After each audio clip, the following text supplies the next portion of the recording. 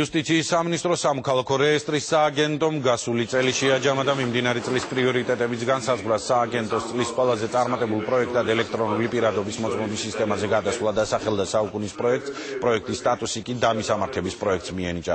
2012 წელს სამოქალაქო რეესტრში განვითარების ახალი ეტაპი დაიწყო, რაც სახელმწიფო და კერძო სექტორში მუშაობის პრაქტიკის შეცვლა გამარტივებას ემსახურება.